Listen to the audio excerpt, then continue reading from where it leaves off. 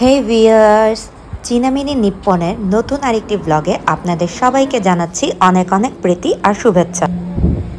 Viewers, আপনারা আমার আগের ব্লগটা দেখে থাকলে অবশ্যই জানতে পারবেন যে আমরা যে ক্রুজে গিয়েছিলাম আর ক্রুজে যাওয়ার পরই আমরা চলে এসেছি তারই পাশে মিয়ে প্রিফেকচারের আর কি তোবাশির সবচেয়ে বড় অ্যাকোরিয়ামে।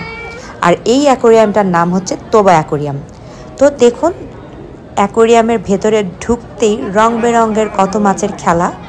এইটা এখানকার সবচেয়ে মূল আকর্ষণ হচ্ছে এই মাছগুলো। আর এইখানে একটা ছিল বিশাল বড় একটা কচ্ছপ, অতটা এখান থেকে বড় মনে হচ্ছে না, বাট বিশাল বড়। আর এইখানে আরও সবচেয়ে মজার ছিল এই লায়ন শো। তো আমরা প্রত্যেকটা শোই খুব আইডিয়া করে চিন্তা ভাবনা করে জেনে শোগুলো মিস করিনি, ঠিক টাইম মতো শোগুলো দিয়েছি।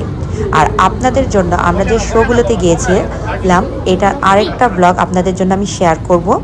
চলুন এই অ্যাকোরিয়ামের ভিতরে কি কি এই সামুদ্রিক প্রাণী আছে আপনাদের সাথে একটু শেয়ার করা যাক। এই তবা অ্যাকোরিয়ামে ঢুকতেও পার পারসন মানে অ্যাডাল্টের জন্য টিকিট প্রাইস হচ্ছে 2800 ইয়েন।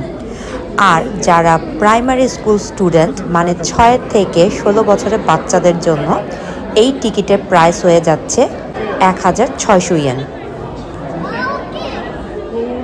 ভিউয়ার্স, আপনারা এখনও যারা চীনামিনি নিপ্পন সম্পর্কে জানেন না বা এই চ্যানেলটার মধ্যে কি আছে বা এই ব্লগে কি এমন আকর্ষণ আছে এখনও বুঝতে পারছেন না, এর জন্য অবশ্যই আপনাদেরকে চীনামিনি নিপ্পনের ইউটিউব চ্যানেল বা ফেসবুক চ্যানেল বা ইনস্টা চ্যানেলের সাথে সহযোগিতা করতে হবে।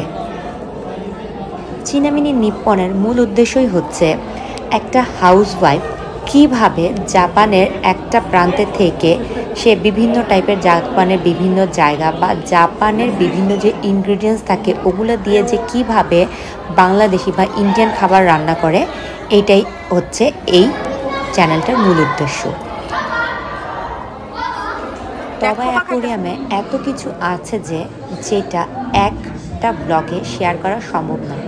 তারপরও আমি খুবই সংক্ষিপ্ত আকারে আপনারা জানি দেখতে পারেন যে এই তবা অ্যাকোরিয়ামটা কেমন, এর জন্য আপনাদের সাথে আমি সুন্দর ব্লগটা শেয়ার করলাম। সামুদ্রিক প্রাণীর জীবনযাত্রা যে কতটা সুন্দর তা এই অ্যাকোরিয়ামে আসলে বোঝা যায়। ভিউয়ার্স, এই তোবা অ্যাকোরিয়ামে আপনারা যদি আরও কোনো ইনফরমেশান জানতে চান অবশ্যই আমাকে ইনবক্স করতে ভুলবেন না। আমার যথাসম্ভব আমি আপনাদের ইনফরমেশন দেওয়ার চেষ্টা করব। আর হ্যাঁ, এই অ্যাকোরিয়ামে যদি যেতে চান অবশ্যই ভেতরে এন্ট্রি করার সাথে সাথে সেখানে যে ইনফরমেশন ডেস্ক আছে কোন শো কয়টা বাজে এইটা সবার আগে আপনাদের জেনে নেওয়া উচিত, তাহলে কোনো শোই মিস করার সম্ভাবনা খুবই কম। আর এই যে প্রান্তটা দেখছেন এগুলো পুরোটাই চিংড়ি মাছ, বিভিন্ন টাইপের বিভিন্ন প্রজাতির চিংড়ি মাছ এই বক্সটিতে আছে। আর এটা হচ্ছে কাঁকড়া, এটা তো দেখেই বুঝতে পারছেন। আর এই যে দুটো মাছ দেখছেন ভোদর আর ভোদর, আমি অ্যাকচুয়ালি এই মাছ দুইটার নাম জানি না, বাট কন্টিনিউয়াসলি আধা ঘন্টা 1 ঘন্টা পর্যন্ত এরা এইভাবেই থাকে, এরা নড়েও না চড়েও না। আর আমার তো আরও বেশি আকর্ষণ লাগলো মাছের সাথে ছিল আবার একটা পাখিও। আর এই যে সেই বিশাল একটা মাছ যেটাকে আমরা রাক্ষস মাছ বা খোক্কস মাছও বলতে পারি। আর এই যে প্রাণীটা দেখছেন এইটা বেসিক্যালি 16 বছরের একটা বাচ্চা। তো আমার মেয়ে শোনে এটা তো কলেজে পড়ুয়া বাচ্চা, এদের জন্মই হয় বেসিক্যালি শীত প্রধান দেশে। বাট এই যে প্রাণীটা এর জন্ম হয়েছে নাগোয়াতে। তো নাগোয়া থেকে একে এই তবা অ্যাকোরিয়ামে নিয়ে আসা হয় বিভিন্ন টাইপের শো আর খেলা করানোর জন্য।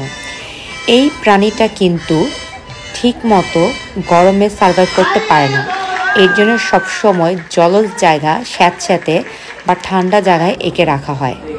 আর সাথে ছিল বিভিন্ন টাইপের পেঙ্গুইন। এই তো ভিউয়ার্স, আবারও নেক্সট ব্লগ দেখার জন্য আমন্ত্রণ রইল।